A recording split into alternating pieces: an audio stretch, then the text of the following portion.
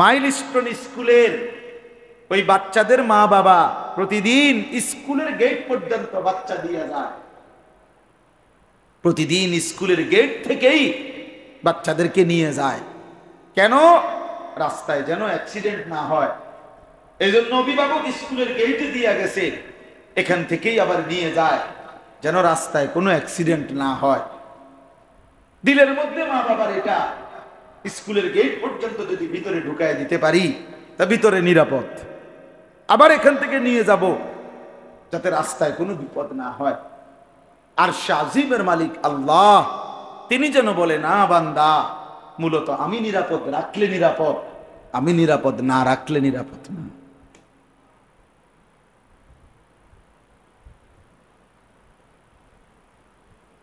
আমি নিরাপদ রাখলে রাস্তায়ও নিরাপদ, আমি নিরাপদ না রাখলে ঘরেও নিরাপদ। কি ভাই, আমি এই মাত্র এখন এই মাহফিলের দিকে আসার সময় এখন মাত্র মাইলস্টোন স্কুলের একজন শিক্ষকের সাথে কথা বলছি। এই এখন কথা বলতে বলতে আমাদের খুব কাছের একজন মানুষ আছে, এক সময় আমাদের এই বাংলাদেশে একজন বড় বুজুর্গ, সারা দেশ ঘুরে ঘুরে বয়ান করতেন। আমাদের বেতুয়ার হাশেম শাহ হুজুর, আবুল হাশেম হুজুর, বেতুয়ার হুজুর, এই উনার আপন ছেলে এই মাইলস্টোন স্কুলের টিচার, আমাদের সমবয়সী সাথী সফিউল্লাহ হাশিমি, ও আমাদের সমবয়সী। এই এখনো কথা বলছি যে দোস্ত কি অবস্থা ভাইয়া আপনাদের এই শেষ হালাত, মানে প্রতিষ্ঠানের বাচ্চাদের, তারপরে সব মিলাইয়া শুনলাম আর কি, তার থেকে খোঁজ নিলাম কি অবস্থা। তো উনি বলতেছে যেই ভবনটা ভাঙছে এ মাত্র দোতলা বিল্ডিং, তাহলে এমন কিছু না যে বিমানটা উঠতে গিয়ে বাড়ি খাইছে, নামতে গিয়ে বাড়ি খাইছে, ওসা বিবরণ কিচ্ছু না। এটা দোতলা, এবং দোতলা টিন শেড, মানে যেটা ভাঙছে আর যেটা বিধ্বস্ত হয়েছে টিন শেড। তো কার ফয়সালা? মূলত রবের ফয়সালা, রবের ফয়সালা। এই জন্য ছেলেরা ভাবতে শিখো, ভাবতে শিখো। সবগুলো বাচ্চা ধনির দুলাল, বাংলাদেশের শীর্ষ হাতে গোনা নাম করা যদি 10টা শিক্ষা প্রতিষ্ঠান হয় এর মধ্যে এটা একটা, প্রথম সারির স্কুল। এক একজনের চুলের পেখম দেখলে মনে হয় যেন হ্যাঁ তার কোনো আল্লাহ খোদা নাই, তে স্বয়ং সম্পূর্ণ। এক একজনের চলাফেরার ঢংঢুং দেখলে মনে হয় তারে ধরুন না কেউ নাই। পোলাফাইনের তাফালিং দেখলেন, পোলাফাইনের চলাফেরার কথাবার্তার স্টাইল দেখলে মনে হয় অহংকার, আমার শরীর ভালো, সুস্থ সবল, আমার আব্বার টাকা আছে, আমার যখন মন চায় আমি আব্বু থেকে টাকা নিই। কোরআনুল কারীমের 29 নম্বর পারা 73 নম্বর সূরা, সূরায়ে মুজাম্মিল, এই সূরার শুরু থেকে কয়েকটি আয়াত আমি তেলাওয়াত করেছি। এই আয়াতগুলোর আলোকেই সামান্য কিছু কথা আমরা আরজ করতে চাই। আল্লাহ তাআলা আমাদেরকে তৌফিক দান করেন। এই সূরার শুরুতে একটি শব্দ আছে, একটি আয়াত, ইয়া আইয়ুহাল মুজাম্মিল, হে চাদর আবৃত, কম্বল আবৃত। তো তাফসীরের মধ্যে আছে এখানে এর দ্বারা মহান আল্লাহ পাক রব্বুল আলামিন আমাদের প্রিয় নবী সাল্লাল্লাহু আলাইহি ওয়াসাল্লামকেই উদ্দেশ্য করেছেন। নবী সাল্লাল্লাহু আলাইহি ওয়াসাল্লামকে সম্বোধন করে আল্লাহ তাআলা ডাক দিয়েছেন। নবীজি সাল্লাল্লাহু আলাইহি ওয়াসাল্লাম কম্বল বা চাদর গায়ে দিয়ে শুয়েছেন, এই অবস্থায় আল্লাহ তাআলা নবী সাল্লাল্লাহু আলাইহি সাল্লামকে ডাক দিছেন, ডাক দিয়ে বলছেন, হে কম্বল আবৃত অথবা হে চাদর আবৃত নবী আমার, বন্ধু আমার। তো এই ডাক দিছেন নবীজিকে। কোরআনুল কারীমের মধ্যে আমাদের নবী সাল্লাল্লাহু আলাইহি সাল্লামের ব্যাপারেই একমাত্র ব্যতিক্রম যে আল্লাহ তাআলা আমাদের নবী সাল্লাল্লাহু আলাইহি সাল্লামকে কখনোই আল্লাহ তাআলার নাম ধরে ডাক দেন নাই। অন্যান্য নবীদেরকে আল্লাহ তাআলা বিভিন্ন প্রয়োজনে নাম ধরে ধরে ডাক দিয়েছে। ইয়া আদম, হে আদম, ইয়া নূহ, ইয়া মূসা, ইয়া ঈসা, এভাবে নাম ধরছেন। ইয়া জাকারিয়া, ইয়া ইব্রাহিম, ইয়া ইয়াহইয়া, এরকম নাম ধরে ধরে ডাকছেন। কিন্তু আমাদের প্রিয় নবী সাল্লাল্লাহু আলাইহি ওয়াসাল্লামকে আল্লাহ তাআলা কখনোই ইয়া মুহাম্মদ, হে মুহাম্মদ এরকম ডাক দেন না, বরং প্রত্যেকবারই ইয়া আইয়ুহার রাসূল, হে রাসূল আমার, ইয়া আইয়ুহান নবী, হে নবী আমার, এভাবে ডাক দিছে। আর কখনো এমন উত্তম শব্দ বলছেন, মহব্বতের শব্দ, এই যে যেমন এখানে বলছেন হে কম্বল আবৃত নবী আমার, কখনো বলছেন ইয়া আইয়ুহাল মুদ্দাসসির, হে চাদর আবৃত নবী আমার। তাহলে কম্বল আবৃত, চাদর আবৃত, এরকম শব্দ দিয়ে আল্লাহ নবী সাল্লাল্লাহু আলাইহি সাল্লামকে আল্লাহ তাআলা ডাকছেন মহব্বত করে, ভালোবেসে। তো এখানেও এটা মুজাম্মিল নবী সাল্লাল্লাহু আলাইহি ওয়াসাল্লামের একটি মহব্বতপূর্ণ সম্বোধন যা আল্লাহ তাআলা নবীজিকে করেছেন। তো আমি যেটুকু পড়ছি আয়াত, 6টা আয়াত, 5টা আয়াত, এই 5টা আয়াতের মধ্যে আল্লাহ তাআলা আমাদের নবী সাল্লাল্লাহু আলাইহি সাল্লামকে এবং নবীজির মাধ্যমে সমস্ত ঈমানদার উম্মতকে 2টা আমলের কথা বলছে। এই 2টা আমলের কথাই একটু বলতে চাই, তাইলেই আমার কথা শেষ। 1 নম্বর হলো কুমিল লাইলা ইল্লা কালিলা, হে নবী কিছু সময় বাদ দিয়ে আপনি বাকিটা রাত্রি জাগেন, রাত্রি জাগেন, রাত্রি বেলায় দাঁড়ান আল্লাহর ইবাদত। ইল্লা কালিলা, পুরা রাত না, একটু বাদে, কিছু সময় বাদ দিয়ে বাকি সময়টা আপনি রাত্রি জাগেন, রাত্রিতে আল্লাহর জন্য দণ্ডায়মান হন। এই আরবিতে এটাকে বলে কোরআন সুন্নাহর ভাষায় কিয়ামুল লাইল, রাত্রি জাগা, রাত্রি জাগরণ করা। আল্লাহ তাআলা বলেন, পরিমাণটা আল্লাহ আরো ভাঙ্গিয়ে দিয়েছেন ব্যাখ্যা করে, নিসফাহু, হয়তো অর্ধরাত, তাহলে বোঝা গেল 50-50, জেগে থাকবেন অর্ধেক, ঘুমাবেন কি আবিনকুস মিনহু কালিলা, অথবা অর্ধেকের চাইতে আরো একটু কমাবেন, আরেক ভাগ কমিয়ে ফেলবেন। তার মানে জেগে থাকবেন 3 ভাগের 2 ভাগ, ঘুমাবেন 1 ভাগ। আও জিদ আলাইহি,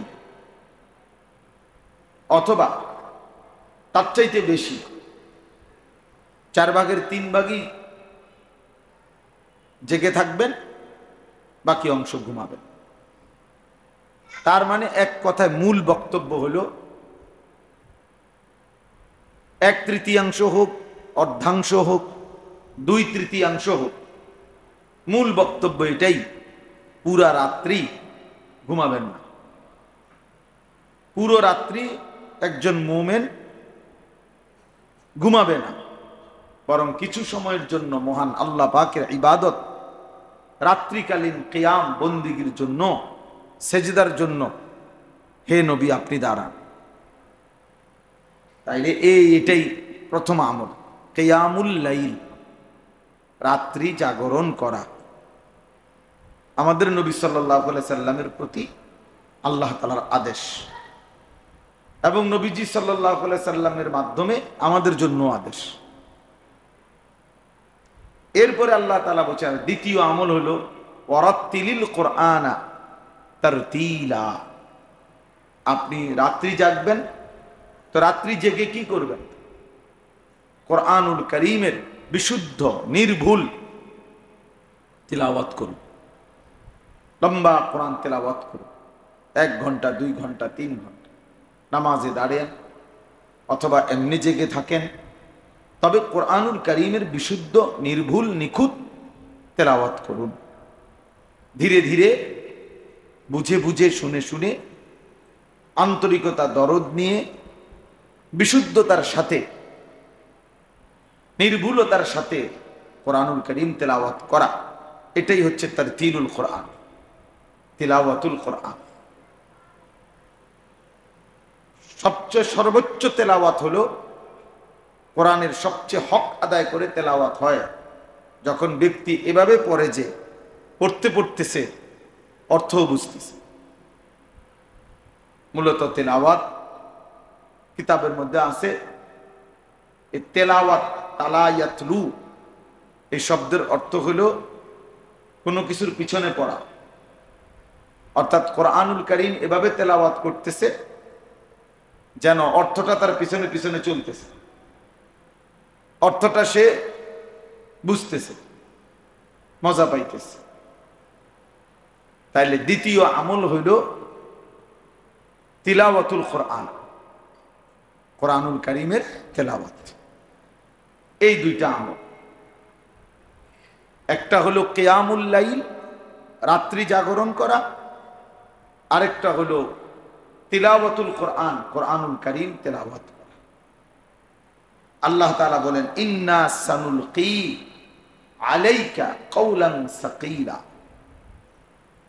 আমি যে আপনার কাছে কোরআন নাজিল করছি এটা বড় ভারী কথা, উঁচা কথা, দামি কথা, বহুত ওজনদার, বহুতই মূল্যবান, বহুত ভারী। কাওলান সাকিলা, বড় ভারী কথা, ওজনওয়ালা কথা। তাহলে অতএব মামুলি কোনো বিষয় মনে করবেন না কোরআনকে, বরং আল্লাহ তাআলা বলেন এটা অনেক ভারী কথা, অনেক উঁচা কথা, ওজনদার কথা আমি আপনার কাছে পাঠাচ্ছি। আর রাত্রিবেলা একটু বেশি কোরআন তেলাওয়াত করতে কেন বললেন? রাত্রি জাগতে কেন বললেন? তো আল্লাহ তাআলা বলেন ইন্না নাশিআতাল লাইলি হিয়া আশাদ্দু ওয়াতআন ওয়া আকওয়ামু কিলা, নিশ্চয়ই রাত্রি জাগা, রাত্রিতে বন্দিগি করা, গভীর রজনীতে সেজদা করা, তেলাওয়াত করা, আল্লাহকে ডাকা।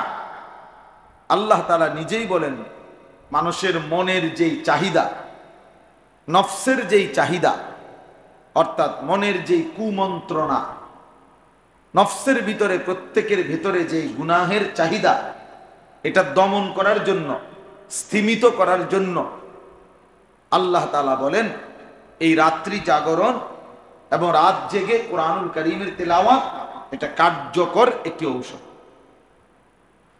কার্যকর পন্থা।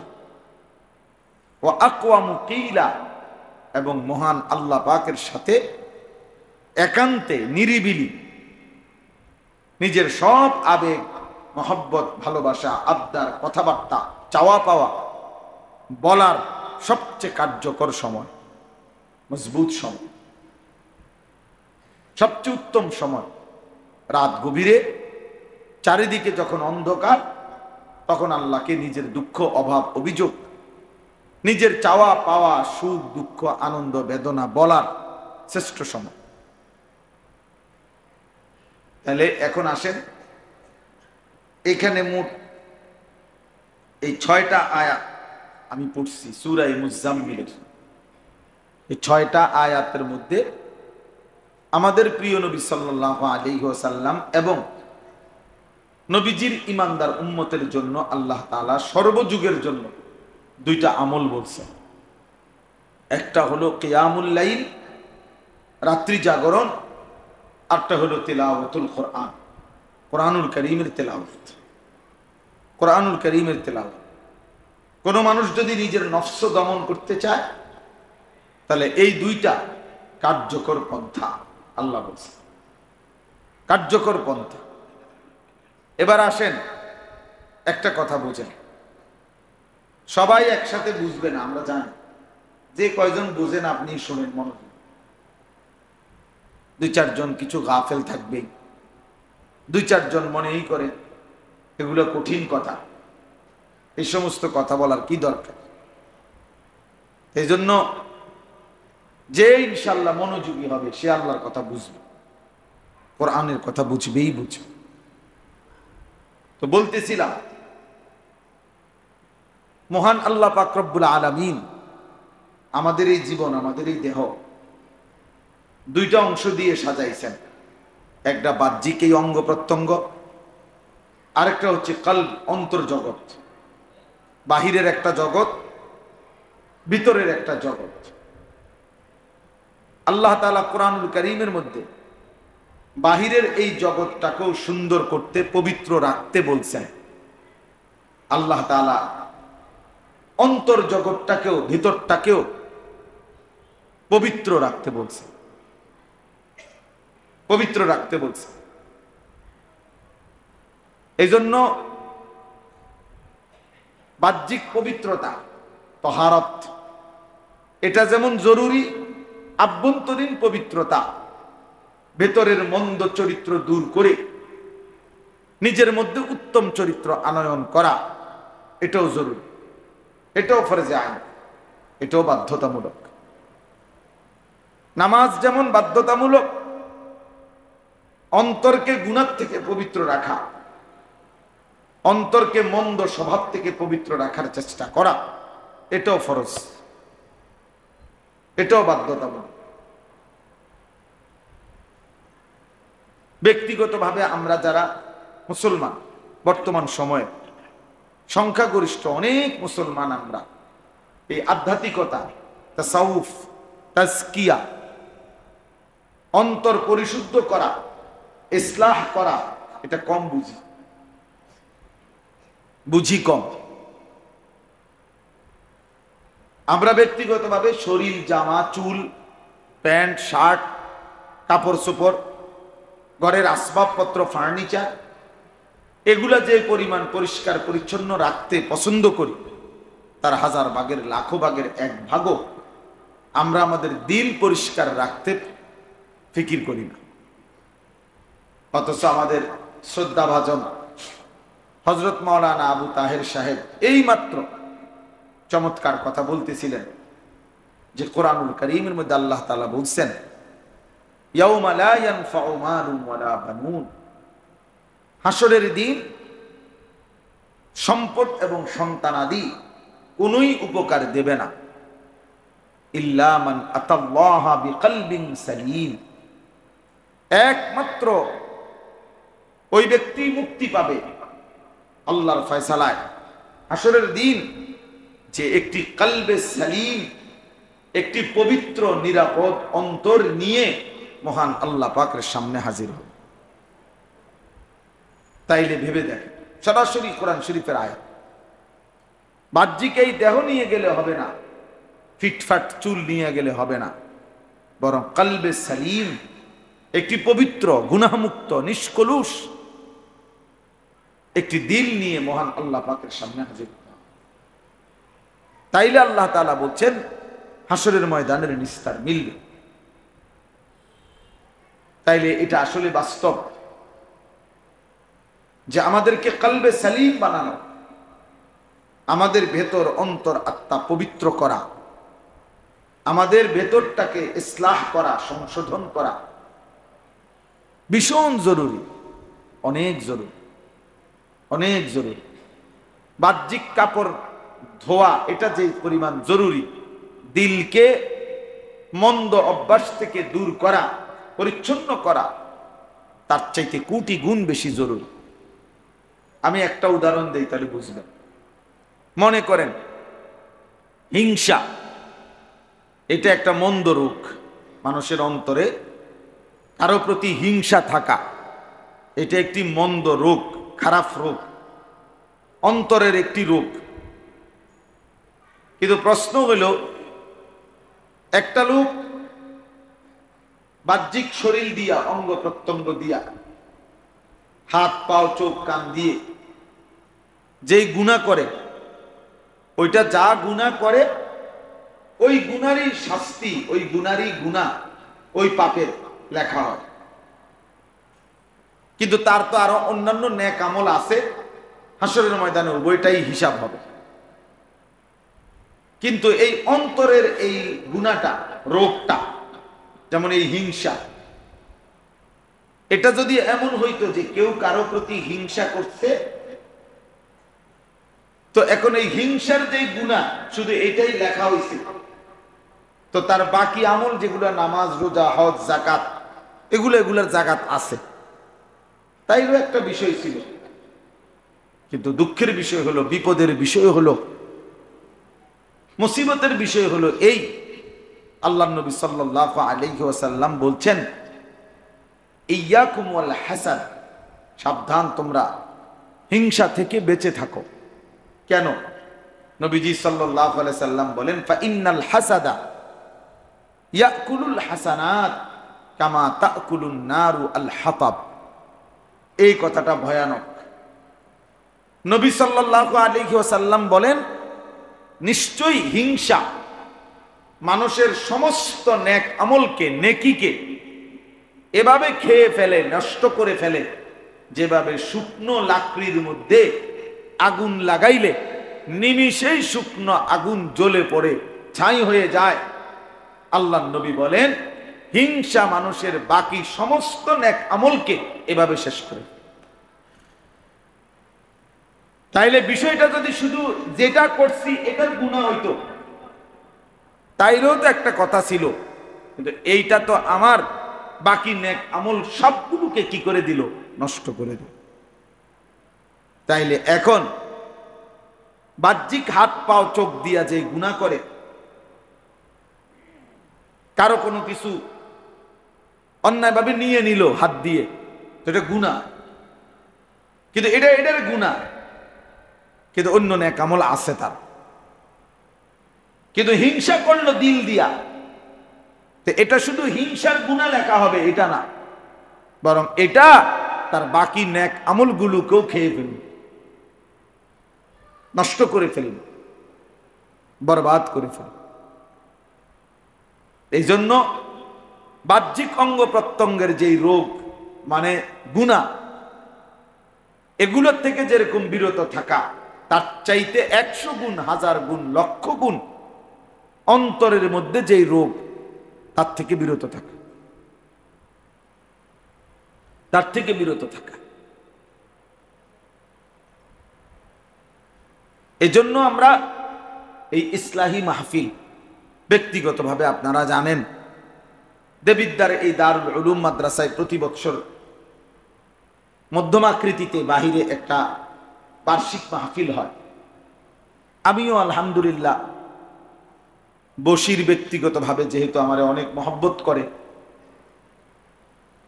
এই সুবাদে সবসময় আমাদের সাথে থাকে, ফলে বিগত কয়েক বছর ধরেই আমরা এই বার্ষিক মাহফিলে আসার চেষ্টা করি এবং এসেছি আলহামদুলিল্লাহ।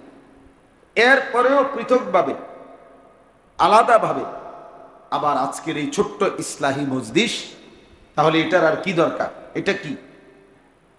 এটা হলো মূলত মানুষের অন্তর রোগের যেই চিকিৎসা, আমাদের অন্তরের ভিতরে, দিলের ভিতরে বিধ্বংসী, জীবন বিধ্বংসী, আখিরাত বিধ্বংসী, সমস্ত আমল বিনষ্টকারী অনেক মন্দ স্বভাব আছে। এই মন্দ স্বভাবগুলোর ইসলাহ, সংশোধন করার জন্য একটি আলাদা প্রোগ্রাম, আলাদা মজলিস, আলাদা একটা ফিকিরের নাম ইসলাহি মজলিস। এই জন্য ইসলাহে মানে সংশোধন করা। তো কি সংশোধন করা? কি বিল্ডিং ঠিক করা, না ফ্রিজ নষ্ট হয়ে গেছে এটা ঠিক করা, না চেয়ার ভাঙিয়া গেছে এটা ঠিক করা? সংশোধন করা মানে একটা কিছু তো ঠিক করা, তো এই ঠিক করাটা এগুলো না, বরং আত্মসংশোধন, দিল সংশোধন করা, কলিজা সংশোধন করা, কলব সংশোধন করা, কলব সংশোধন, ইসলাহে কলব, ইসলাহে নফস, এটাই আত্মশুদ্ধি, এটাই ইসলাহি মাহফিলের মূল মর্ম, মূল ফিকির। আমাদের সমাজের অনেক মানুষ, আমরা, আমিও আপনিও, অসংখ্য মন্দ স্বভাব আমাদের ভেতরে আছে, অন্তরের রোগ, কিন্তু আমরা এগুলারে পাত্তাও দেই না, তেমন কিছু মনেও করি না, কিন্তু এটা বহুত বড় ক্ষতিকারক, বহুত বড় ক্ষতিকারক, বহুত বড় ক্ষতিকারক। আমাদের মধ্যে গীবতের স্বভাব, এটা আমাদের একটা আভ্যন্তরীণ রোগ, যে অপরের কল্যাণ, অপরের যেই কোনো ভালো আমরা সহ্য করতে পারি না, ফলে আমরা তার বদনাম ছড়াইতে থাকি। তাহলে আমার মধ্যে তো এই মানসিকতাটা চেঞ্জ হওয়া উচিত। আমি যদি অপরের কল্যাণই না ভাবি, তো এটা কেমন আখলাক হইল, কেমন গুণ হইল? এরকম অসংখ্য মন্দ স্বভাব আমাদের দিলের মধ্যে আছে। এগুলোকে দূর করার মেহনত হলো এই ইসলাহি মেহনত, খানকাহি মেহনত, আউলিয়ায়ে কেরামের মেহনত, পীর বুজুর্গদের মেহনত। এটা ইদানিং কালে যত বেশি আমরা বস্তুবাদী হয়ে যাচ্ছি, মোবাইল, আধুনিকতা, ঢং ঢুং, রং ঢং, চাকচিক্য, হ্যাঁ। ওই দিন আমি একজনের, এমনি বুঝানোর জন্য বলতেছি, একজনের বক্তব্য শুনছি আমি মোবাইলে, আমার দেখাইলো, উনি একটা প্রতিষ্ঠানে বাচ্চাদেরকে কোরআন সুন্নাহর জ্ঞানে জ্ঞানী করবে, ইসলামিক স্কুল কি যেন নাম, এটা উনি এইটার উপরে, এই প্রিন্সিপাল বা প্রতিষ্ঠাতা যিনি, উনি প্রায় 30 মিনিটের কম হবে না, উনি এটা বুঝাইছে আর কি, যে বাচ্চাদেরকে কোরআন সুন্নাহর আলোকে আলোকিত করবে ইসলাম স্কুলের পরেও। এখন আমি ওনার এই বক্তব্যটা শুনছি পুরাটা মনোযোগ দিয়ে, একেবারে পুরাটা। এখন আমি খুব খেয়াল করছি, তাকাইয়া শুনছি, লক্ষ্য করলাম যে 40 মিনিট উনি বক্তব্য দিল, প্রতিটা লাইনের মধ্যে, প্রত্যেক লাইন কথার মধ্যে উনি 3টা-4টা করে ইংরেজি শব্দই বলছে, কিন্তু 40 মিনিটে উনার মুখ দিয়া একটা কোরআন শরীফের আয়াত কিংবা রাসূলুল্লাহ সাল্লাল্লাহু আলাইহি সাল্লামের হাদিস আমি শুনি নাই। উনি তার বাচ্চা করে কোরআন সুন্নাহর জ্ঞানে জ্ঞানী।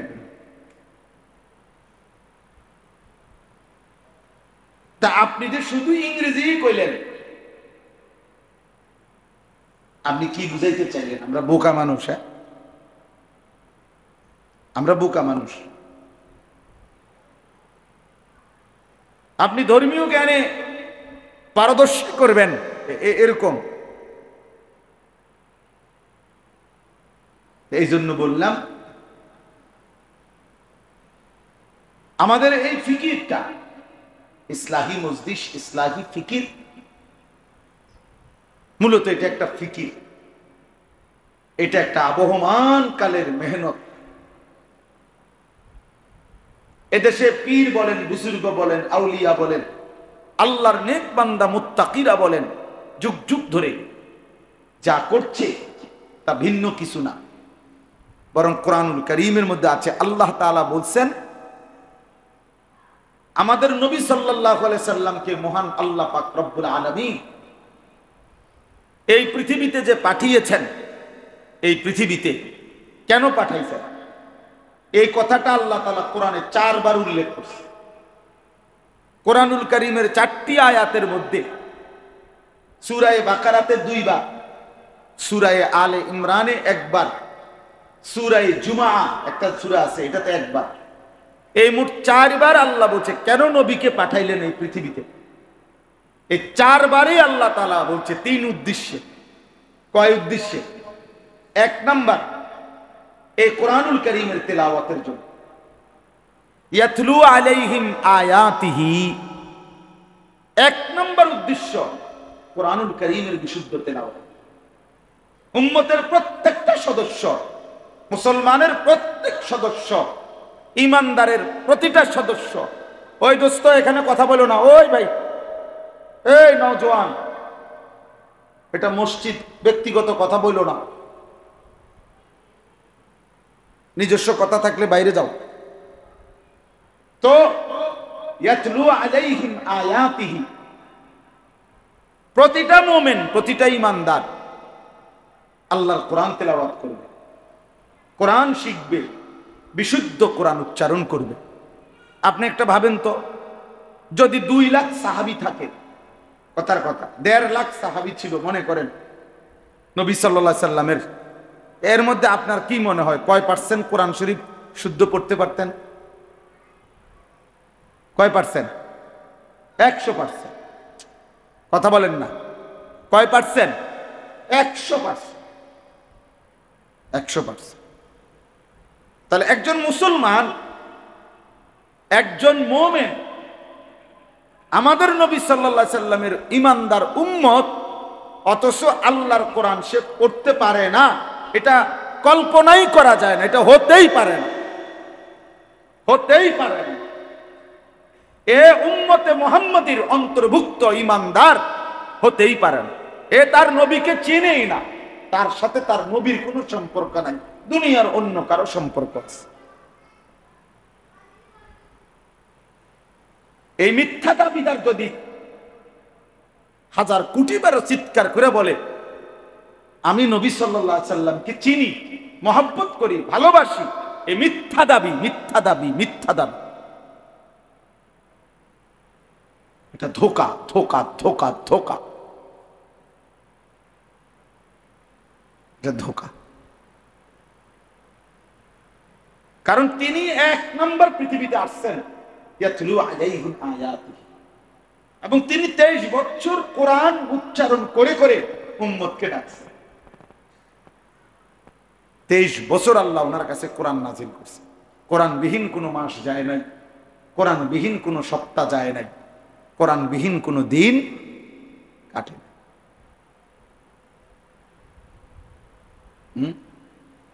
আমরা বুঝে নিছি যে আমাদের মধ্যে 2টা দল হবে, একদল হুজুর হবে মাদ্রাসায়, ওনারা কোরআন শরীফ শুদ্ধ পড়বে, আরেক দল হবে জেনারেল শিক্ষিত, স্কুল কলেজে পড়বে, ওনাদের ইংরেজি উচ্চারণ শুদ্ধ হবে, বাংলা উচ্চারণ শুদ্ধ হবে, শুধু কোরআন অশুদ্ধ হবে।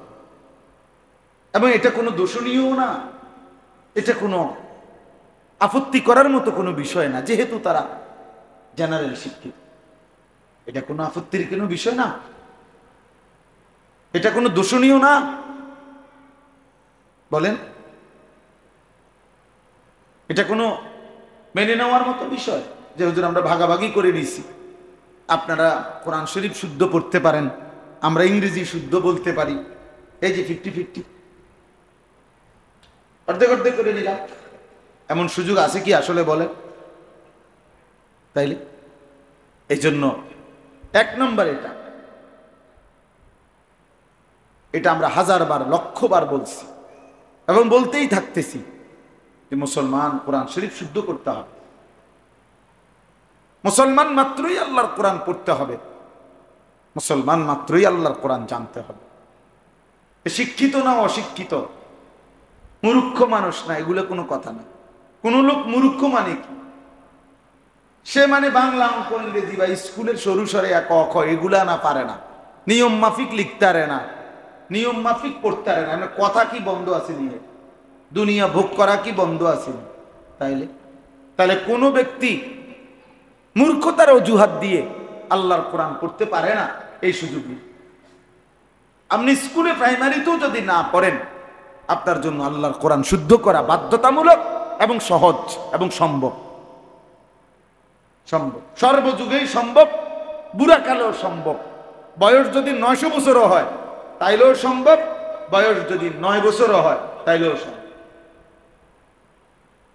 সম্ভব। 2 নাম্বার হলো ওয়ায়ুযাক্কিহিম, এটা বলার জন্য মূলত পড়ছি। ওয়ায়ুযাক্কিহিম, আল্লাহ বলছেন আমার বন্ধুকে এই পৃথিবীতে পাঠানোর দ্বিতীয় উদ্দেশ্য হলো, 4 বার বলছে কথা, দ্বিতীয় উদ্দেশ্য হলো আমার বান্দাদের ভেতর অন্তরাত্মা, কলব, দিল, নফস, ভেতরের সত্তাটা তাজকিয়া করবে, পবিত্র করবে, পবিত্র করবে ভেতরের সত্তাটা। ওয়ায়ুযাক্কিহিম, ওয়ায়ুযাক্কিহিম। 3 নাম্বার হলো ওয়ায়ুআল্লিমুহুমুল কিতাবা ওয়াল হিকমা, কোরআন এবং সুন্নাহর তালিম দেবে, মানে বাস্তব প্রশিক্ষণ দেবে, বাস্তব শিখায় দিবে। কোরআনের এই কথা এভাবে মানো, এটা এভাবে মানো, এটা এভাবে করো, এটাকে বলে রুকু, এটাকে বলে সেজদা। এভাবে প্রত্যেকটা জিনিসকে ইঞ্চি ইঞ্চি বুঝায় দেওয়া। বাম পায়ে বাথরুমে ঢুকো, ডান পায়ে বের হও, হ্যাঁ, ডান পায়ে মসজিদে ঢুকো, বাম পায়ে বের হও, ডান দিকে কাত হয়ে ঘুমাও। এইভাবে মনে করেন একেবারে জীবনের সব কিছু নড়া চড়া উঠা বসা কোরআন সুন্নাহর আলোকে আল্লাহ পাকের মর্জি মতে শিখায় দেওয়া, তালিম দিয়ে দেওয়া, প্রশিক্ষণ দিয়ে দেওয়া, প্র্যাকটিক্যাল বুঝায় দেওয়া। আল্লাহ বলেন এই উদ্দেশ্যে আমি আমার রাসূলকে পাঠিয়েছি। তো কয়টা হইল? কথা বলেন না। একটা হলো মুতলাক, সাধারণভাবে কোরআন তেলাওয়াত, বিশুদ্ধ করা, বিশুদ্ধ তেলাওয়াত করতে থাকা। 2 নাম্বার অন্তর পবিত্র করা। 3 নাম্বার কোরআন সুন্নাহর আলোকে জীবন গঠন করা। আল্লাহ তাআলা কোরআনুল কারীমের মধ্যে বলছে এই 3টি বিহীন যে মানুষের জীবন, সে লাফি দালালিম মুবিন, সে স্পষ্ট পথভ্রষ্ট,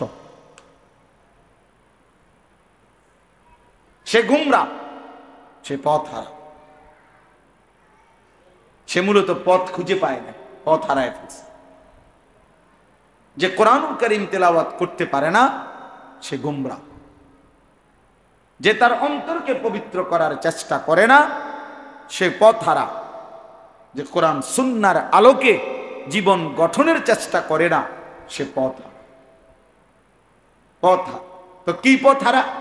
বাজারের পথ না, ব্যবসার পথ না, আখিরাতের, জান্নাতের পথ। দুনিয়া মিলবে, আখিরাত মিলবে।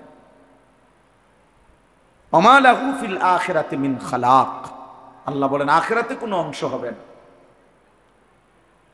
তো এখন এই মাঝখানের যেটা ওয়ায়ুযাক্কিহি, তাহলে আমাদের প্রিয় নবী সাল্লাল্লাহু আলাইহি সাল্লামের এই পৃথিবীতে প্রেরণ করা, এর মধ্যেই অন্যতম উদ্দেশ্য হইল অন্তর পবিত্র করা। এটাই ইসলাহি মাহফিল, এটাই ইসলাহি নফস, এটাই আত্মশুদ্ধি, এটাই আত্মসংশোধন, এটাই তাজকিয়া। এই যেটা ওয়ায়ুযাক্কিহিমের অর্থ। অতএব নবী সাল্লাল্লাহু আলাইহি ওয়াসাল্লামের মধ্যে তার জামানায় অন্তর বিশুদ্ধ করার মেহনত চলমান ছিল। একটা যে কয়েকজন মনোযোগ দিয়ে শুনতেছেন আপনাদেরকে বলি, একটা বিখ্যাত হাদিস আছে। আমাদের প্রিয় নবী সাল্লাল্লাহু আলাইহি সাল্লামের কাছে একদিন জিবরাইল আলাইহিস সালাম এসে নবীজি সাল্লাল্লাহু আলাইহি সাল্লামের সামনে বসে কয়েকটা প্রশ্ন করছিলেন। এই প্রশ্নটা, এই হাদিসটা, হাদিসে জিবরাইল বলে এটারে, এটা বিখ্যাত হাদিস। আমাদের মাদ্রাসায় পড়ার জীবনে সব তালেবে ইলম এটা জানে। এটা একটা সুপ্রসিদ্ধ হাদিস, সব কিতাবে আছে। তো ওই কিতাবের মধ্যে আছে যে জিবরাইল মানুষের আকৃতিতে নবীজি সাল্লাল্লাহু আলাইহি সাল্লামের কাছে এসে সাহাবায়ে কেরামের উপস্থিতিতে একদম নবীজির হাঁটু বরাবর সামনে মুখোমুখি বসে নবীজি সাল্লাল্লাহু আলাইহি সাল্লামকে প্রথম প্রশ্ন করছিল, মাল ইসলাম, হে আল্লাহর নবী ইসলাম কি? নবীজি সাল্লাল্লাহু আলাইহি ওয়াসাল্লাম বলছেন, আল্লাহ এবং তার রাসূলের প্রতি ঈমান আনা, 5 ওয়াক্ত নামাজ পড়া, বছর শেষে হিসাব করে যাকাত প্রদান করা, রমজান মাসে রোজা রাখা, সামর্থ্য হলে হজ করা।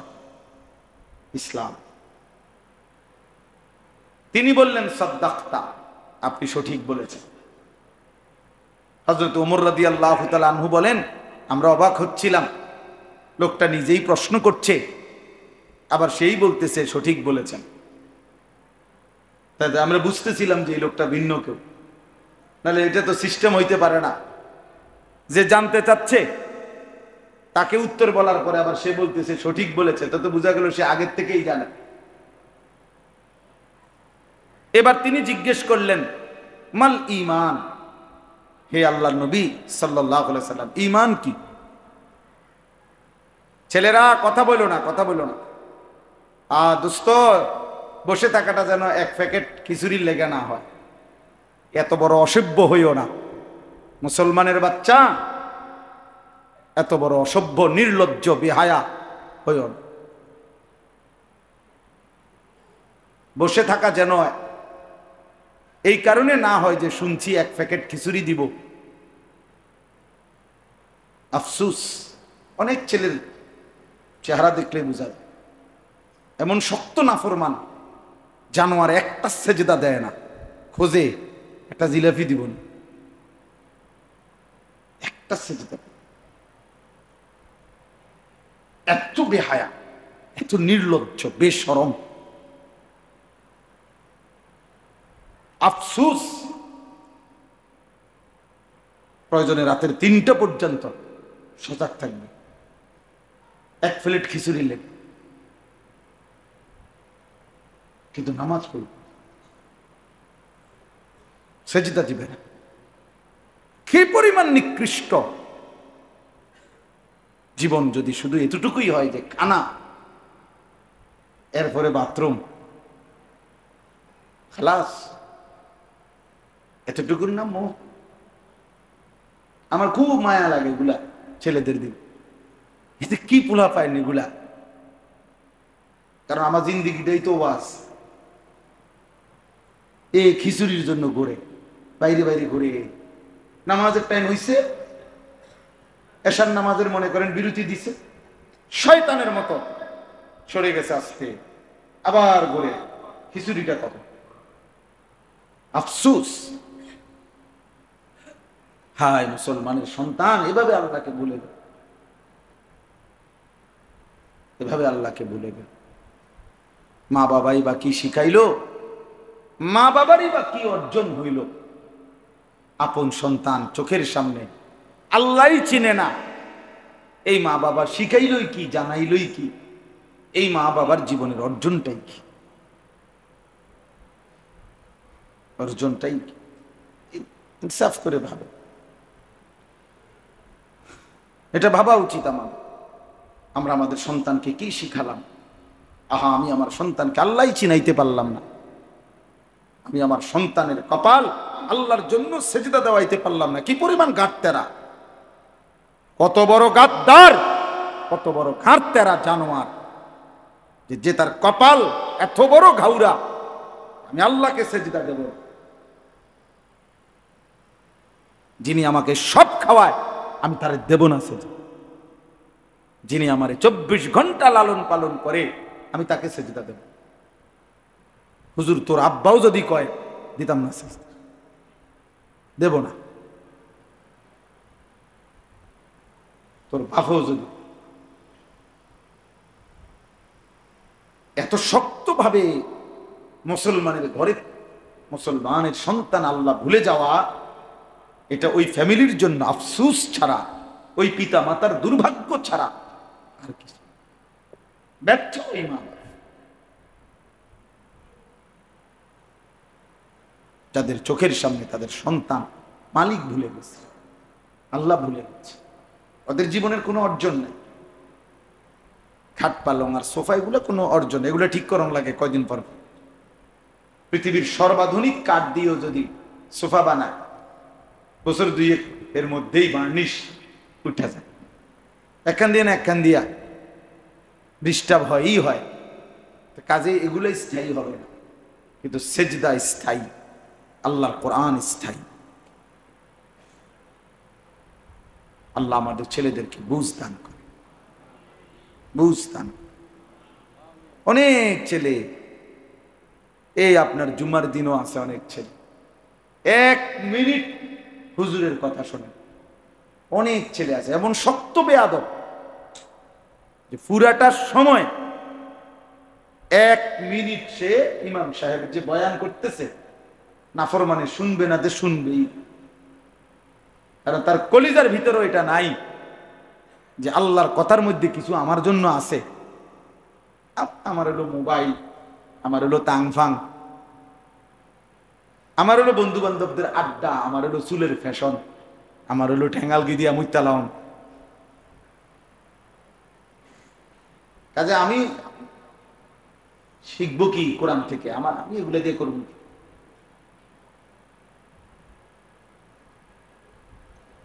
আফসুস। তো আল্লাহ নবী সাল্লাল্লাহু আলাইহি সাল্লাম সাহাবী আরে জিব্রাইল উনাকে জিজ্ঞেস করলেন মাল ঈমান। দ্বিতীয় প্রশ্ন নবী সাল্লাল্লাহু আলাইহি সাল্লাম বললেন আন তুমিনা বিল্লাহ ওয়া মালাইকাতিহি ওয়া কুতুবিহি ওয়া রুসুলি ওয়াল ইয়াউমিল আখির ওয়াল কদরি খাইরিহি ওয়া শাররিহি মিনাল্লাহি তাআলা। আল্লাহর প্রতি ঈমান আনা, ফেরেশতাদের প্রতি ঈমান আনা, আল্লাহর আসমানি কিতাবের প্রতি ঈমান আনা, সমস্ত রাসূলগণের উপরে ঈমান আনা, আখিরাত দিবসের প্রতি ঈমান আনা, তাকদীরের ভালো মন্দের উপরে ঈমান আনা, এটা ঈমান। এখন দেখেন এক মানুষের জীবনের মোটা দাগের মৌলিক জিনিস এই দুইটাই, একটা হলো ঈমান আর একটা হলো ইসলাম। তো নবীজি তো এটা বলেই দিছে, একটা হলো অন্তরের কিছু বিশ্বাস আর একটা হলো বাহ্যিক কিছু কর্মের আমল। কিন্তু এরপরে 3 নম্বরে জিব্রাইল আরেকটা প্রশ্ন করছে, মাল ইহসান, ইয়া রাসূলুল্লাহ ইহসান কি? নবীজি বলছেন এই ইসলামের সমস্ত বন্দিগি, সমস্ত ইবাদত আনতা আবুদাল্লাহ কাআন্নাকা তারাহু ফাইন লাম তাকুন তারাহু ফাইন্নাহু ইয়ারাক। এভাবে আল্লাহর ইবাদত করা, এভাবে নামাজ, এভাবে রোজা, এভাবে যাকাত, এভাবে হজ, এভাবে রুকু, এভাবে সেজদা, এভাবে জিকির, এভাবে তেলাওয়াত, এভাবে আল্লাহর বন্দিগি করা যেন তুমি সরাসরি আল্লাহকে দেখছো। যদি এতটুকু নাও পারো, কমপক্ষে এতটুকু তোমার কলিজার ভিতরে একদম মজবুত করে বসা আছে যে আল্লাহ আমাকে দেখছে, আল্লাহ আমাকে দেখছেন, আল্লাহ আমাকে দেখছেন। আমার রুকু আল্লাহ দেখতেছেন, আমার সেজদা আল্লাহ দেখতেছেন, আমার রাত আল্লাহ দেখতেছেন, আমার দিন আল্লাহ দেখতেছেন, আমার হাসি আল্লাহ দেখতেছেন, আমার কান্না আল্লাহ দেখতেছেন, আমার মোবাইলের ছবি দেখা আল্লাহ দেখতেছেন, আমার নারীর উলঙ্গ ছবি দেখা আল্লাহ দেখতেছেন, আমার সাদাকা আল্লাহ দেখতেছেন, আমার জিকির আল্লাহ দেখতেছেন, আমার তাহাজ্জুদ আল্লাহ দেখতেছেন। কমপক্ষে এতটুকু হবে, এর নিচে কোনো স্তর নাই। আমিও আল্লাহকে দেখতেছি না, আবার আমার অন্তরে এই কথাও নাই যে আল্লাহ আমাকে দেখতেছে, কোনোটাই নাই। এটা ঈমানও হয় না, ইসলামও হয় না।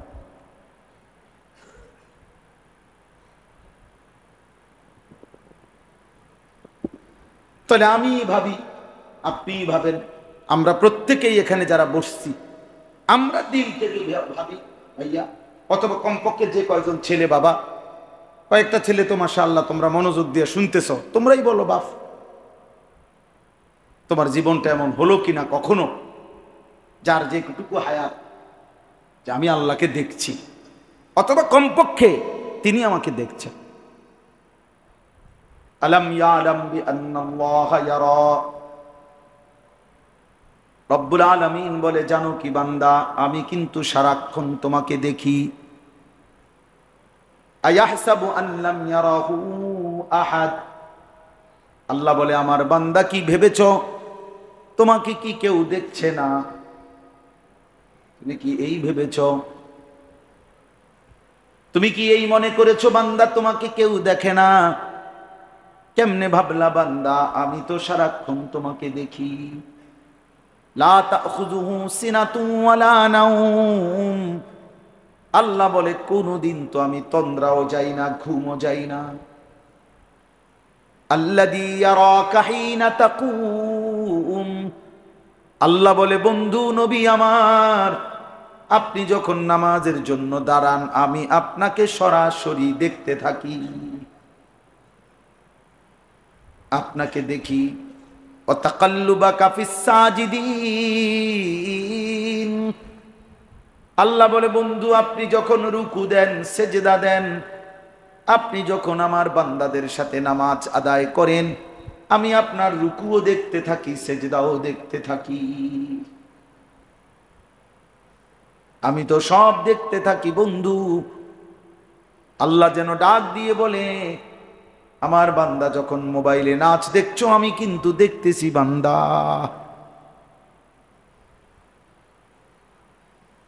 সারাদিনে একটা সেজদাও দিলা না বান্দা, তুমি কিন্তু আমার চোখে চোখেই আছো বান্দা। হ্যাঁ, মাইলস্টোন স্কুলের ওই বাচ্চাদের মা বাবা প্রতিদিন স্কুলের গেট পর্যন্ত বাচ্চা দিয়ে যায়, প্রতিদিন স্কুলের গেট থেকেই বাচ্চাদেরকে নিয়ে যায়। কেন? রাস্তায় যেন অ্যাক্সিডেন্ট না হয়, এই জন্য অভিভাবক স্কুলের গেটে দিয়ে গেছে, এখান থেকেই আবার নিয়ে যায় যেন রাস্তায় কোনো অ্যাক্সিডেন্ট না হয়।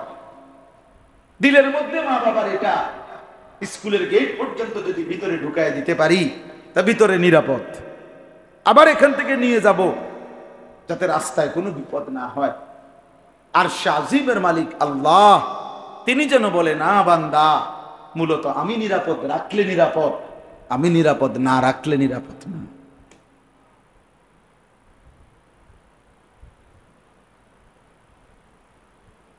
আমি নিরাপদ রাখলে রাস্তায় নিরাপদ, আমি নিরাপদ না রাখলে ঘরেও নিরাপদ না। কি ভাই, আমি এই মাত্র এখন এই মাহফিলের দিকে আসার সময় এখন মাত্র মাইলস্টোন স্কুলের একজন শিক্ষকের সাথে কথা বলছি, এখন কথা বলতে বলতে।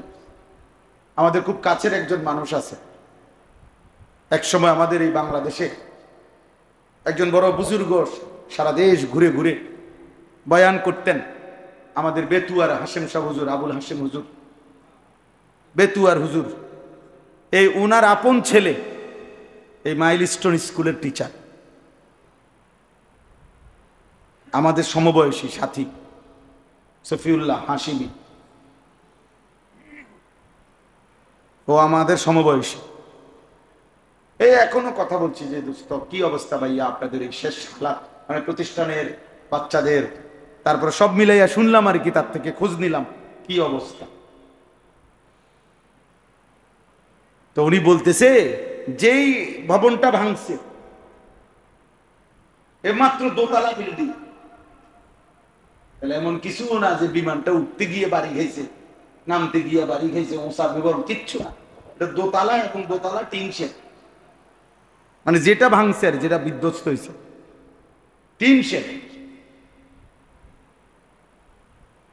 তো কার ফয়সালা? মূলত রবের ফয়সালা, রবের ফয়সালা। এই জন্য ছেলেরা ভাবতে শিখো, ভাবতে শিখো। সবগুলো বাচ্চা ধনির দুলাল, বাংলাদেশের শীর্ষ হাতে গোনা নাম করা যদি 10টা শিক্ষা প্রতিষ্ঠান হয় এর মধ্যে এটা একটা, প্রথম সারির স্কুল। এক একজনের চুলের পেখম দেখলে মনে হয় যেন হ্যাঁ তার কোনো আল্লাহ খোদা নাই, তে স্বয়ং সম্পূর্ণ। এক একজনের চলাফেরার ঢংঢুং দেখলে মনে হয় তারে ধরুন না কেউ নাই। পোলাফানের তাফালিং দেখলেন, পোলাফানের চলাফেরার কথাবার্তার স্টাইল দেখলে মনে হয় অহংকার, আমার শরীর ভালো, সুস্থ সবল, আমার আব্বার টাকা আছে, আমার যখন মন চায় আমি আব্বু থেকে টাকা নেই, যখন মন চায় আমি মোবাইল টিপতেছি, আব্বু কিছু বলে না, আম্মু কিছু বলে না, সারা রাত মোবাইলে নারী দেখে, ছবি দেখে, যখন যা মন চায় তাই করে, মন চাইলে খায়, মন চাইলে না খায়। বাহ বাহ, মনে করছে পৃথিবীর কেউ যেহেতু কিছু বলে না, এভাবেই জীবন চলবে না রে দোস্ত। সুখের জীবনও শেষ হয়, দুঃখের জীবনও শেষ হয়। সেজদার রাতও ভোর হয়, নেশার রাতও ভোর হয়। মদখোরও রাত ভোর হয়ে যায়, সেজদাওয়ালার রাতও কি হয়ে যায়? ভোর হয় না? তাহাজ্জুদ নামাজ যে পড়ে তারও ভোর হয়ে যায়। মদের আড্ডায়, জুয়ার আড্ডায় যে রাত কাটায়, নারীর আড্ডায়, জিনার আড্ডায়, ওই হাইওয়ানেরও ভোর হয়ে যায়। কারো দুনিয়ায় থেমে থাকে না, কারো না। এজন্য হাসিও ফুরায় যাবে, কান্নাও শেষ হয়ে যাবে। কয়দিন পরে এই ছোট্ট মাসুম বাচ্চাদের ব্যথাও সবাই ভুলেই যাবে। ব্যস্ততার এই দুনিয়ায় কতক্ষণ মনে রাখবে, কে কারে মনে রাখবে? অতএব এই যে আল্লাহ নবী সাল্লাল্লাহু আলাইহি সাল্লাম বললেন, এমন ভাবে বন্দিগি করো যেন আল্লাহকে দেখছো অথবা আল্লাহ তোমাকে দেখছে। এটাই তাসাউফ, এটাই ইসলাহ। এটা তৈরি করতে হয়। মানে এটা শুধু একটা ওয়াজ শুনলে হয় না, এটা দীর্ঘদিন মেহনত করতে হয়। ওলামায়ে কেরামের সাথে, আল্লাহ ওয়ালাদের সাথে, বুজুর্গদের সাথে বারবার শুনতে হয়, আসা যাওয়া করতে হয়, সম্পর্ক করতে হয়, আত্মশুদ্ধির মেহনত করতে হয়। এটা নিয়ম মাফিক ওষুধ আছে, বুজুর্গদের কাছে এটার প্রেসক্রিপশন আছে। কিভাবে একজন মুসলমান, একজন যুবক, একজন নারী, একজন ইমানদার কিভাবে নিজের জীবনটাকে এভাবে গঠন করবে যে যার সারাক্ষণ মনে পড়বে আল্লাহ আমাকে দেখছে। আমি মিথ্যা বলবো? আপনারা অনেকেই শুনছেন না, বুজুর্গরা বলে, কোন আল্লাহওয়ালা বলে তার মুরিদদেরকে বলছে, আগামীকালকে আমার জন্য এমন একটা মুরগি জবাই করে আনবা, এমন জায়গা নিয়া। আমরা শুনছি হুজুরদের ওয়াজে, ছোটবেলায় আমরাও শুনছি যে কেউ না দেখে এমন জায়গা থেকে জবাই করে আনবা। সবাই মুরগি জবাই করে আনছে, একজনে জীবন্ত মুরগি নিয়ে আসছে। তো হুজুর বলছে, তুমি আস্তা মুরগি নিয়ে আসলা, সবাই তো জবাই করে আনছে। তো বলছে, হুজুর মুরগিটা কেউ দেখে না, এমন একটা জায়গার তালাশে, পুকুরের পারে, নদীর ধারে, বাঁশ ঝাড়ে, কত জায়গায়, গোপন একাকী জায়গায় অন্ধকারে গেলাম। খোদার কসম হুজুর, যখনই যাই, যেখানেই যাই, বারবার মনে পড়ছে আল্লাহ তো দেখছে। আপনি তো বলছেন কেউ দেখে না, এমন জায়গার থেকে জবাই করতে, এমন জায়গা তো পাইলাম না, এমন জায়গা তো মনে হইল না কোনো জায়গারে। সব জায়গাতেই তো মনে পড়লো আল্লাহ তো দেখছে। তিনি বলছেন, হ্যাঁ বাবা, আমি তোমারই খুঁজছিলাম। আমি কি খুঁজছিলাম? তোমারই মূলত খুঁজতেছিলাম যে আমার কোন মুরিদটার হালাত এইটা হয়েছে, যে যার সারাক্ষণ মনে পড়ে যে আল্লাহ আমাকে। আনতা বুদাল্লাহ কাআন্নাকা তারাহু ফাইন লাম তাকুন তারাহু ফাইন্নাহু ইয়ারাক। নবীজি বলেন, এমন ভাবে আল্লাহর ইবাদত করবে যেন তুমি আল্লাহকে দেখছো। আল্লাহর নবী সাল্লাল্লাহু আলাইহি ওয়াসাল্লাম একদিন নামাজ পড়ছিলেন। নবীজি সাল্লাল্লাহু আলাইহি ওয়াসাল্লাম নামাজ অবস্থায় একটু সামনে আগাইলেন, আবার পিছায়া নামাজের জায়গায় দাঁড়ায়া নামাজ শেষ করলেন। সাহাবায়ে কেরাম বললেন, ইয়া রাসূলুল্লাহ, নামাজ শেষে কি হলো আল্লাহর নবী? হঠাৎ করে দেখলাম নামাজের মধ্যে একটু আগাইলেন, আবার পিছাইলেন, কি করলেন? আল্লাহর নবী সাল্লাল্লাহু আলাইহি সাল্লাম বলেন, সাহাবীরা রে, জান্নাতের আয়াত যখন পড়ছিলাম, সরাসরি এই দুই চোখে জান্নাত দেখতে পাচ্ছিলাম, আর জান্নাতের ফলগুলো দেখছিলাম। মনটা চাইছিল আগাইয়া জান্নাতের একটা ফলের থোকা ছিঁড়ি। আবার মনে পড়লো এটা তো দুনিয়া, যেন আবার ফিরে চলে আসলাম। অর্থাৎ এইভাবে দেখছে, এইভাবে দেখছে। এই জন্য আমার শায়েখ আল্লামা মুফতি মুশতাকুন নবী কাসিমি বড় সুন্দর কথা বলছে। হুজুর বলেন যে দুনিয়ার মধ্যে ক্যান্টনমেন্টের মধ্যে সেনাবাহিনী, কেউ 20 বছর, কেউ 25 বছর যুদ্ধের প্র্যাকটিস করে, প্র্যাকটিস করে প্রতিদিন, এই আশায় যে যেদিন চূড়ান্ত বাস্তবিক যুদ্ধ হবে সেদিন প্র্যাকটিক্যাল দেখবে, প্র্যাকটিক্যাল যুদ্ধ করবে। তো প্র্যাকটিক্যাল যুদ্ধের জন্য প্র্যাকটিস করতে থাকে অনবরত। বুঝেন নাই কথা? তো আল্লাহ তাআলাও যেন বলছে, নবীও যেন বলছে, উম্মত এই দুনিয়ার হায়াতটা আল্লাহকে দেখার প্র্যাকটিস করতে থাকো, প্র্যাকটিস করতে থাকো। মনে হয় যেন দেখছো, মনে হয় যেন দেখছো। একদিন এভাবে যদি করতে পারো, হাসরের ময়দানে রব্বুল আলামিন প্র্যাকটিক্যাল আল্লাহ পাক তোমার দিদার তার তোমারে দেখায় দিবে। বলবে বান্দা দেখো, এবার প্র্যাকটিস করছো বহুদিন, আজ সরাসরি দেখো। আজ তুমি আমাকে দেখো, আমি তোমাকে দেখি। ইলা রাব্বিহা নাযিরা। আল্লাহ তাআলা বলছে বান্দা জান্নাতে সরাসরি আমি রব্বুল আলামিনকে দেখবে। খালাস, কথা শেষ। তাইলে এইখানে আমি এই দুইটা আমল বলছি। একটা আমল হলো রাত্রি জেগে তাহাজ্জুদ পড়া, বিশুদ্ধ কোরআনুল কারীম তেলাওয়াত করতে থাকা। এই দুই আমলের বরকতে তাফসিরে লিখছে, বুজুর্গানে দ্বীন বলছে, এই দুইটি আমল যার মধ্যে থাকবে, একটা হলো যে রাত্রিবেলা গভীর রজনীতে কিছু নফল ইবাদত নামাজ বন্দিগি করার চেষ্টা করে, আর যে ব্যক্তি লম্বা কোরআনুল কারীম বিশুদ্ধ তেলাওয়াত করার ফিকির করে, কোরআন তেলাওয়াত করতে থাকে, আশা করা যায় এই দুইটি আমলের বরকতে আল্লাহ তাআলা তার অন্তরের মন্দ চরিত্রগুলো দূর করে দিবে। আসাদ্দু ওয়াতআন, এগুলা নফসকে দমন করবে, মন্তরের মন্দ অভ্যাসকে দূর করবে। এজন্য আজকের এই ইসলাহি মাহফিলে এই দুইটি আমলের গুরুত্ব দিলাম। আল্লাহ যেন আমাকেও তৌফিক দেয়, আপনাদেরকেও যেন তৌফিক দেয়।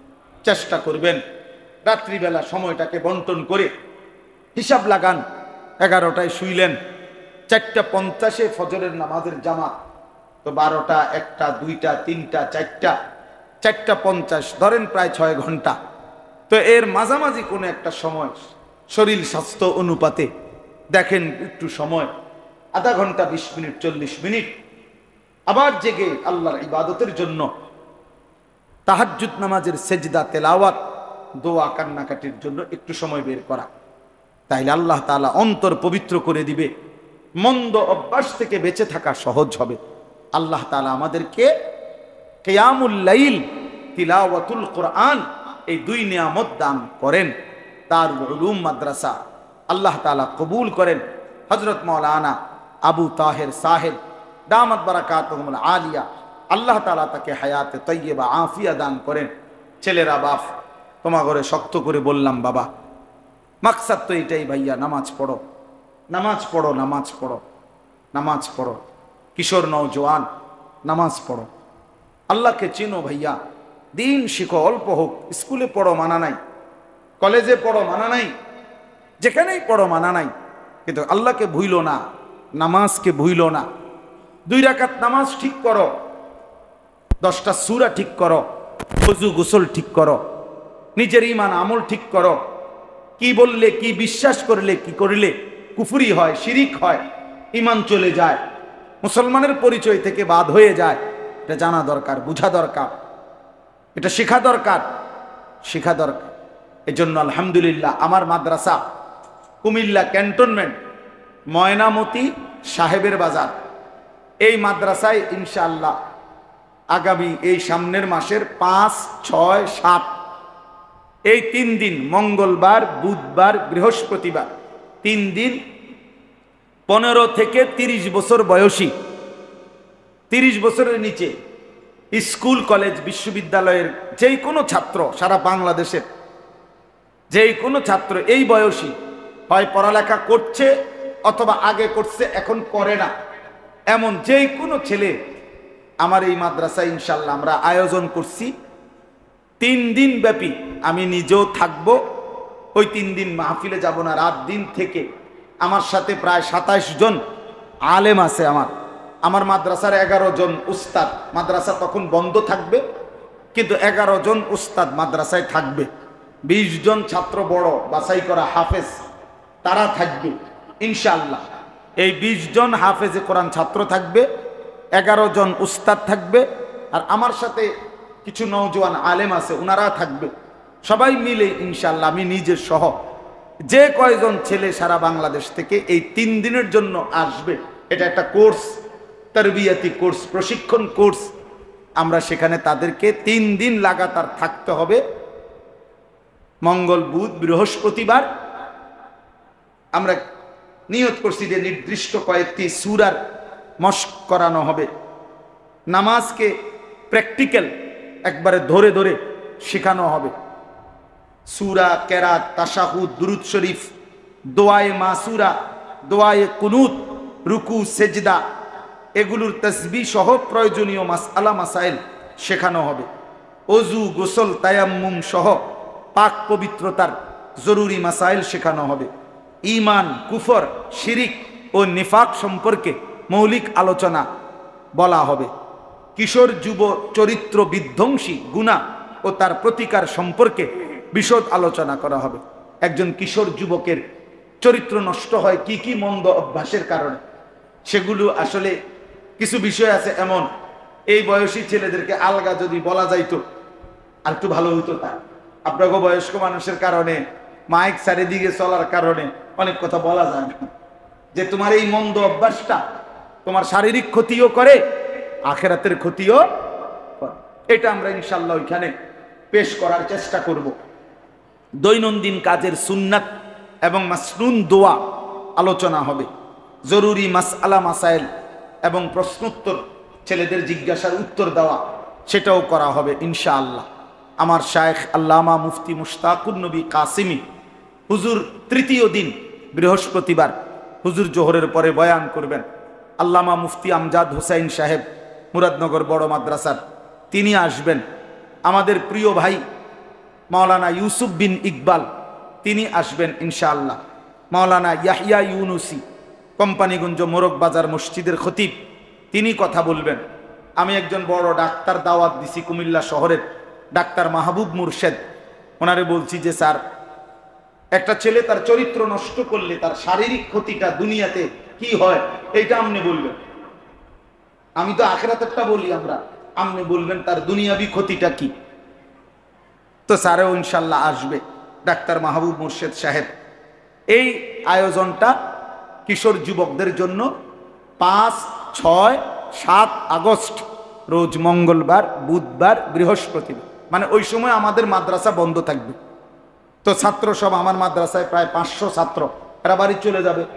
উস্তাদরা নির্ধারিত কিছু উস্তাদ যারা এগুলো শেখাবে, মানে আমার ইচ্ছা হলো 5 জন ছাত্র, 10 জন ছেলে একত্রে গ্রুপ করে তারা যেন রাতে দিনে শিখে, আর মাঝে মাঝে বয়ান হবে, নসিহত হবে, দিক নির্দেশনা দেওয়া হবে। এই জন্য এখানেও যত যুবক আছো ভাইয়া, সারা বাংলাদেশ থেকে অনুমতি আছে, যেখান থেকে আসুক, যাদেরই সুযোগ হয় যাওয়ার চেষ্টা করো। 3টা দিন আল্লাহর জন্য একটু সময় দিলে আল্লাহ বরকত দিবে।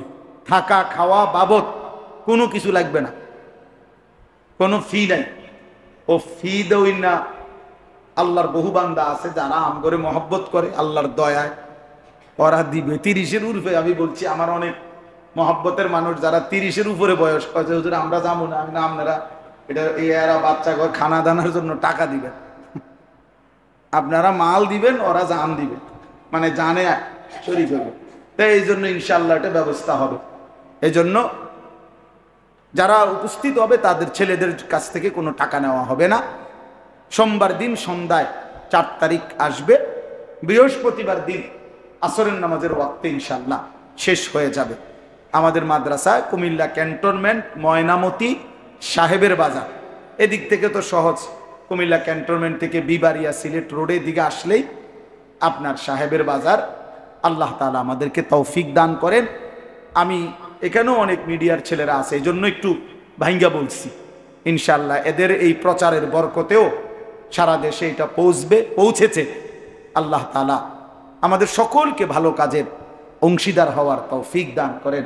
আল্লাহ তাআলা আমাদেরকে কবুল করে নেন, আমিন। আলহামদুলিল্লাহ রাব্বিল আলামিন। মৌলাই করিম আপনি মাফ করে দেন, আয় করিম আপনি মাফ করে দেন, আয় রহমান আপনি মাফ করে দেন। আয় আল্লাহ, এই মজলিস আপনি কায়েম করে দেন, ধারাবাহিক করে দেন, ধারাবাহিক করে দেন আল্লাহ, ধারাবাহিক করে দেন। আমাদের জীবন সুন্দর করে দেন, আখলাক সুন্দর করে দেন, জেহান সুন্দর করে দেন, বুদ্ধি বিবেচনা সুন্দর করে দেন। সমস্ত কবরবাসীদেরকে মাফ করে দেন, কেয়ামত পর্যন্ত কবরের আযাব মাফ করে দেন। আল্লাহ, যারা বেঁচে আছি আমাদেরকে ঈমান আমল দান করেন, তাকওয়া তহারত দান করেন, হিম্মত ইস্তেকামত দান করেন, জীবনটা সুন্দর করার কাজে লাগাবার তৌফিক দান করেন। কিশোর যুবক ছেলেগুলোকে নামাজি বানিয়ে দেন, নামাজি বানিয়ে দেন, নামাজি বানিয়ে দেন। এদের চুল সুন্দর করে দেন, এদের আখলাক সুন্দর করে দেন, এদের জীবন সুন্দর করে দেন। আল্লাহ, আপনি তৌফিক দেন। আপনি চাইলে এরা পারবে মাওলা। আল্লাহ, আমার বয়স্ক বাবা চাচাদেরকে আরো বেশি নেক আমলের তৌফিক দেন। আল্লাহ, মা বোনদেরকে পর্দা পুশিদা দান করেন, ওলামায়ে কেরামকে হিম্মত ইস্তেকামত দান করেন। মৌলানা আবু তাহের সাহেবকে আল্লাহ আফিয়ত দান করেন। তার এই স্বপ্নের মাদ্রাসা আজ এতটা দিন কষ্ট করে তিল তিল করে এই দারুল উলুম মাদ্রাসা দেবিদ্দার সাজিয়েছে, আল্লাহ আপনি কায়েম করে দেন, আপনি কবুল করে নেন। তার অবর্তমানেও উপযুক্ত ব্যক্তির হাতে উপযুক্ত উত্তরাধিকার আল্লাহ তৈরি করে দিয়েন। আল্লাহ, মাদ্রাসাখানা কবুল করে নেন, মাদ্রাসার জরুরত আপনি পূরণ করে দেন। আল্লাহ, এলাকাবাসীকে মাদ্রাসার সাথে সম্পৃক্ত ভালোবাসার মানুষে পরিণত করে দেন। রব্বির হামহুমা কামা রব্বায়ানি সগীরা। সুবহান রাব্বিকা রব্বিল ইজ্জাতি আম্মা ইয়াসিফুন, সালামুন আলাল মুরসালিন, আলহামদুলিল্লাহি রাব্বিল আলামিন। ونشهد أن لا إله إلا الله وحده لا شريك له، ونشهد أن سيدنا وحبيبنا ومولانا محمدا عبده ورسوله. أما بعد، فأعوذ بالله من الشيطان الرجيم. بسم الله الرحمن الرحيم. يا أيها المزمل قم الليل إلا قليلا نصفه أو انقص منه قليلا أو زد عليه ورتل القرآن ترتيلا. إنا سنلقي عليك قولا ثقيلا. صدق الله مولانا العظيم. وقال نبينا صلى الله عليه وسلم: أشراف أمتي حملة القرآن وأصحاب الليل. اللهم صل على محمد وعلى آل محمد كما صليت على إبراهيم وعلى آل إبراهيم إنك حميد مجيد. اللهم بارك على محمد وعلى آل محمد كما باركت على إبراهيم وعلى آل إبراهيم إنك حميد مجيد. سبحانك لا علم لنا إلا ما علمتنا إنك أنت العليم الحكيم. الحمد لله. বসির বাচ্চাদের আওয়াজ থামাও, বাচ্চাদের আওয়াজ, এগুলো বাচ্চা উঠায় দাও, নাই তো কথা বললে বাচ্চা উঠায় দাও।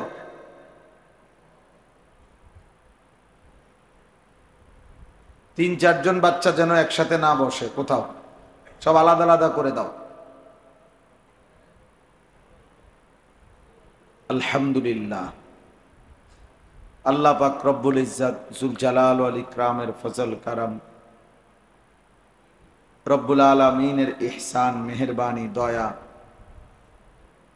আল্লাহ তাআলা আমাদেরকে আজ 26 জুলাই 2025 রোজ শনিবার ঐতিহ্যবাহী কুমিল্লা জেলা দেবিদ্বার উপজেলাধীন দেবিদ্বারের সুপ্রাচীন দ্বীনী প্রতিষ্ঠান দেবিদ্বার দারুল উলুম মাদ্রাসার উদ্যোগে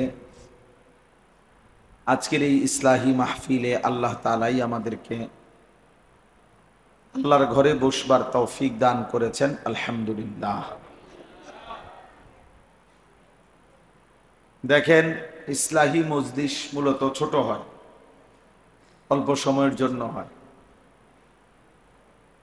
স্বাভাবিকভাবে ইসলাহি মজলিস কম সময়ের জন্যই আয়োজন হয়। এই কারণে অল্প একটু সময় যদি আবার কথাবার্তা, আওয়াজ, শোরগোল, হাঙ্গামা এর পিছনেই ব্যয় হয়, তাইলে আর সময় থাকেটাই কি? এই জন্য অল্প একটু সময় আমরা সকলেই মনোযোগী হই, ইনশাআল্লাহ সকলেরই বরকত হবে। আল্লাহ তাআলা আমাদেরকে তৌফিক দান করেন।